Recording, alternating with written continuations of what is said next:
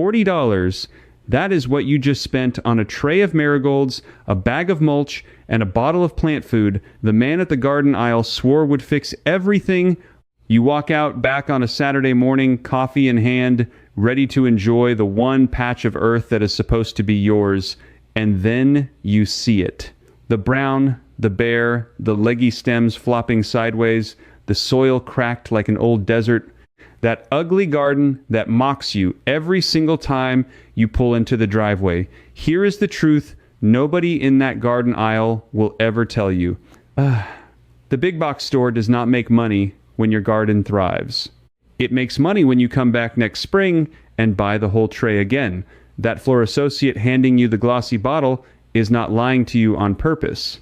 He is just reading the same label you could read, and that label was written to move product, not to fix dirt. And I know the feeling that comes next, because it comes back every year. You plant, you water, you wait. For a week it looks all right, and then it yellows, shrivels, and dies, and you stand there wondering, what is wrong with you?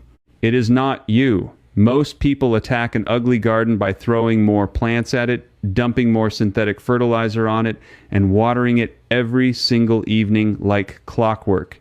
And the frustrating part is that all three of those feel responsible, all three feel like effort, and all three leave you in the exact same spot the following June, staring at the same bare patches. So here is what I am going to show you. There are two completely different reasons your garden looks ugly, and they need two completely different fixes, which is why one bottle never solves it. The first is what is happening below the surface in the soil you cannot see. The second is what is happening above it in the way you plant and feed and crowd. And then there is a third thing, the one the Amish have quietly used for generations, the one that is the entire reason this video exists. And I am not going to name it yet, because once you hear it, you will not be able to unhear it. But let me ask you something first, and be honest. You believe rich, dark soil is good soil, right? Hold on to that thought, because in a minute I am going to show you why that belief might be the very thing killing your plants. Part one is the problem you feel the most, the dead and bare patches, the spots where nothing will grow no matter what you shove in the ground. And it matters first because it is the most emotional, the part that makes you feel like a failure in your own backyard. Here is what you instinctively do. You see a bare patch, you assume the plant that died was weak, you buy a new one, you dig a little hole, you drop it in, and you water it heavy. It feels logical. It feels like you are giving the new plant a fresh start, but here is what is actually happening beneath your feet. That soil is compacted. When soil compacts, the tiny air pockets between the particles get crushed flat, and roots breathe through those air pockets. A healthy garden soil should be somewhere around 25% air by volume. In a compacted bare patch, it can drop to under 10%. Roots that cannot breathe cannot pull up water, and a plant sitting in waterlogged, airless dirt drowns even while you are watering it. So you water more, thinking the plant is thirsty, and you speed up the very death you are trying to stop. That is the cruel mechanism. The reframe is simple. Your plants are not dying of thirst, they are suffocating. So let me give you the fix, from the simplest to the most advanced. The simplest thing you can do today costs nothing. Take a garden fork, push it 8 to 10 inches straight down into that bare patch, and rock it back and forth, then pull it out and move 4 inches over and do it again across the whole patch. You are not turning the soil, you are just opening channels for air and water. Do that and you have already undone months of compaction in about 10 minutes. The next step up, mix in 2 to 3 inches of well-rotted compost across the top and work it into the first 6 inches.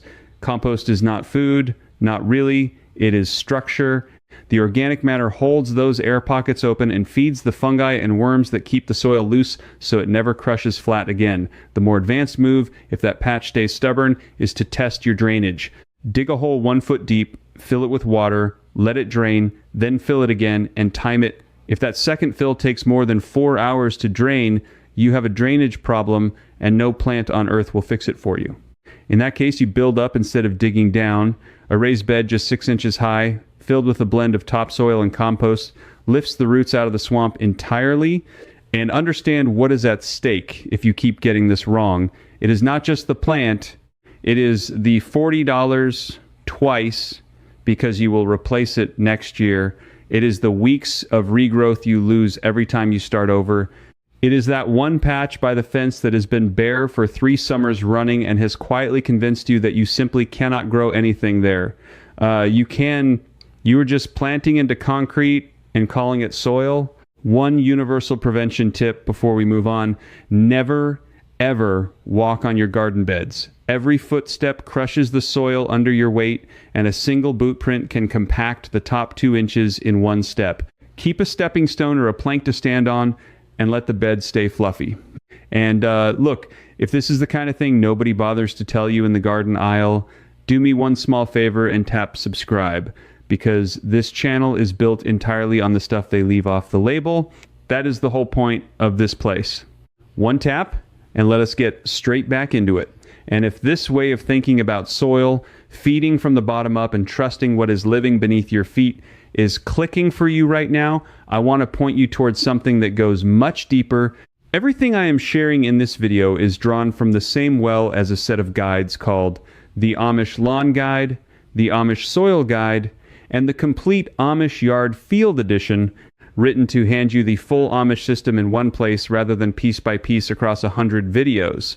If you want the whole picture laid out step by step, the link is in the description, and the price is $97, which is less than 2 seasons of replacement plants and a fraction of what bad advice has already cost most of us. It is the kind of resource you buy once and stop needing to search after. But let us get back to the ground, because there is a second layer to all of this that lives above the soil, and it is where most careful gardeners quietly make their biggest mistake. Part 2 is a completely different beast, because now we are not talking about what is below your plants. We are talking about what you are doing to them above the soil, and this one is technical in a way that catches even careful gardeners. Here is the thesis. You are not feeding your plants. You are poisoning them slowly, and you think it is kindness. The universal mistake is overfeeding with quick-release synthetic fertilizer, that blue powder you dissolve in a watering can, the one that promises explosive growth. And it does deliver explosive growth, which is exactly the trap. Here is the catastrophic consequence that takes weeks to show. Those salts in synthetic feed pull water out of the soil and out of the roots through plain osmosis. Push too much in and you get fertilizer burn. The leaf edges go brown and crispy like paper held to a candle, and the plant pours all its energy into soft, fast, weak top growth instead of strong roots. That soft growth is a dinner bell for aphids and disease. So your garden looks lush for 2 weeks, then collapses, and you cannot figure out why the healthiest looking plant in the bed died first. It died because it grew fastest. So let me give you the better way, and we are going to climb from the cheapest fix to the one a professional grower would reach for. Method 1 is the cheapest, and it is almost free. Stop feeding and start mulching. Lay 2 inches of organic mulch, shredded bark, straw, or even dried grass clippings across the bare soil around your plants, keeping it a couple inches off the stems. Here is why it works mechanically. That mulch layer keeps the soil temperature steady, holds moisture so you water less, and as it breaks down, it releases a slow, gentle trickle of nutrients the plant can actually use without shock. It is the difference between a steady meal and a sugar rush. Method 2 costs a few dollars, and it is the one I would push hardest for most of you. Switch to a slow-release organic feed, something like pelleted chicken manure or a balanced organic granular fertilizer, applied at the rate on the bag, usually a small handful per square yard, worked lightly into the surface in spring. Why does it work? Because organic nutrients are locked inside organic matter, and the soil microbes have to break them down before the plant can take them up. That means the plant gets fed at the speed it can handle, never faster, so you physically cannot burn it the way you can with the blue stuff. Method 3 is the one a serious grower reaches for, and it is brewing your own compost tea or top dressing with worm castings. Worm castings are the richest, gentlest natural fertilizer you can get, and they carry living microbes that colonize the root zone and pull nutrients out of the soil on the plant's behalf. A ½ inch of worm castings worked around your plants in late spring does more for long-term health than any bottle, because you are not just feeding the plant, you are building the living system that feeds the plant for you. Apply it once, and the soil keeps working for months after your hands have left it. Feel how the value climbs there. Mulch is your floor, the thing anyone can do this weekend. The slow-release feed is your everyday workhorse, and the worm castings and compost tea are the master move, the one that turns dirt into a living engine. Every one of them shares the same principle, which is the exact opposite of what the label tells you. Most people think feeding a plant means giving it more. But actually, feeding a plant means feeding the soil and letting the soil feed the plant. Get that backwards and you spend the whole summer fighting a fire you keep relighting. Part 3, prevention. And this is the moment I promised you at the very start, the whole video was built around the quiet Amish method that fixes both problems at once and keeps them fixed. Here it is. Use sheet mulch. Some folks call it lasagna gardening, but the Amish have done it for generations without a fancy name, simply because it works and it costs almost nothing. Here is the single universal action. Over your tired, ugly, compacted bed, you lay down a layer of plain cardboard or thick brown paper, soak it with water, then pile 4 to 6 inches of organic matter on top. Compost, straw, shredded leaves, aged manure, whatever you have, that is it. Now here is why it works mechanically. In one breath, the cardboard smothers the weeds and grass below by cutting off their light, while it stays damp and soft enough for worms to travel through it, and those worms drag the organic matter down into the soil, aerating and feeding it from below so you never have to dig again. The exact material is ordinary uncoated cardboard with the tape and labels peeled off and a load of organic compost. You lay the cardboard flat, overlap the edges by 6 inches so no light sneaks through, wet it down, and bury it under that blanket of compost in autumn. By spring, the cardboard has half dissolved, the soil beneath is dark, loose, and crawling with life, and the weeds that plagued you are gone. Do this once, and you save yourself the $40 on failed plants, the $20 a year on synthetic feed, and roughly 20 hours of weeding across a single summer. Call it $60 and a full weekend back in your pocket every single year for the price of a box you were going to throw away. So which one is for you? If you are dealing with hard, bare patches where nothing grows, start with the garden fork and the compost from part 1, because your problem is air, not nutrients. If your plants shoot up lush and then crash and burn, your problem is feeding. So put down the blue powder, lay your mulch, and move to the slow-release organic feed from part 2. And if you are tired of the whole cycle, if you want to fix an entire ugly bed in one go and barely touch it again, sheet mulch it this autumn the Amish way and let the worms do your digging through the winter while you stay warm indoors. Small bed, fork, and compost. Hungry, dramatic plants, slow feed, and mulch. The whole tired garden, cardboard, and a winter's patience. Now, once you do this, once your soil comes alive and your beds turn loose and dark and rich, you are going to run straight into a brand new problem, and I would rather you hear it from me first. Slugs. A living, moisture-rich, mulched bed is paradise for slugs and snails, and they will find your seedlings within a week and chew them to lace overnight. It is the price of success, and there is a right way and a very wrong way to deal with it, because the blue pellets most people scatter can harm the very worms you just worked so hard to invite in. So tell me, if slugs are already shredding your plants, type the word slugs down in the comments right now, just that one word, so I know how many of you are fighting them. The very next video is going to show you exactly how to stop slugs cold without poisoning your soil or your worms. The same quiet, old-fashioned way. And if you want to catch it the moment it lands, subscribe so it shows up for you. Because remember the question I asked you at the start, the one about dark soil being good soil. Here is the answer. Dark soil is not automatically good soil. Store-bought bags can look black and rich and still be dead, packed, and lifeless with not a single worm in them. Good soil is living soil, and living soil is loose, crumbly, full of air, and full of movement when you turn it over. You cannot buy that in a bottle. You build it, and now you know exactly how. Let me leave you with the thing that ties all of this together, because I do not want you to walk away thinking this is 3 separate tricks. It is one idea wearing 3 hats. Everything ugly about your garden, the bare patches, the crispy leaves, the plants that explode and then die, comes back to the same root cause, which is that you have been treating the symptom on top instead of the system underneath. The garden aisle sells you symptoms: a wilting plant, buy water storing crystals; a yellow leaf, buy a feed; a bare patch, buy another plant.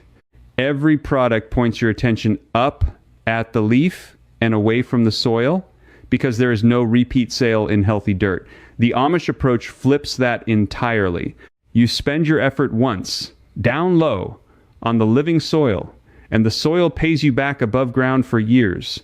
That is the whole secret, and it is almost insultingly simple once you see it. So here is your weekend, laid out plain. Walk out to that ugly bed with a garden fork and push it in deep, 8 to 10 inches, and rock it to crack open the compaction you have been fighting blind.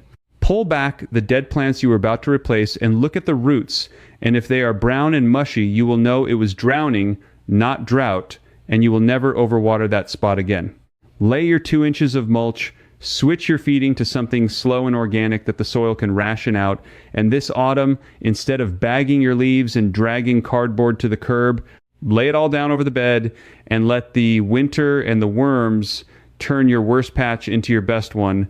You will spend less, you will work less, and next June, when your neighbor is back at the garden aisle buying his 3rd tray of the same marigolds, you will be standing in a garden that finally, quietly, stays beautiful on its own. That is the difference between gardening against the soil and gardening with it. One drains your wallet every spring, the other fills your beds for free. And the only thing standing between you and that second garden is 1 box of cardboard, 1 fork, and the willingness to stop trusting the label and start trusting what is living beneath your feet. Do not type slugs and forget to actually go do this, because the knowledge only counts when the fork goes in the ground. Get out there this weekend, fix the soil first, and let everything above it take care of itself. I will see you in the next one, where we keep the slugs off the garden you just brought back to life. And before you go, let me hand you one more thing the garden aisle will never put on a label, because it costs them a sale every time someone learns it. Water deep and rare, not shallow, and often. Most people splash a little water on the surface every evening and feel like good gardeners, but actually that trains your roots to stay up near the top where they bake and dry out by noon. Soak the bed properly twice a week instead, until the water reaches 8 inches down and the roots chase it downward deep into the cool, steady, living soil you just built. Deep roots survive heat waves. Shallow roots die in them. That single change will carry your garden through the hottest, driest weeks of summer, while everyone else is dragging a hose out at 6 every evening, wondering why their plants still wilt. So that is the full picture, top to bottom, soil to leaf. Fix the air, feed the soil, sheet mulch in autumn, water deep, and watch the slugs, and your ugly garden becomes the one on the street that simply never struggles again. Remember that 3rd thing the Amish have used for generations? The one I promised would change everything? Inside the Amish garden circle, I pick up right where I stopped and walk you through the whole season-long soil and planting system. Get stuck? Ask me your own question, and I answer you myself. A real person. You belong here with old ways gardeners just like you. Just point your phone at the code. Cancel anytime. No risk. Now that your garden looks beautiful again, let me show you how to keep those stubborn weeds from creeping back, using a simple Amish mix that costs just $3 and works better than store-bought sprays. It's starting right now.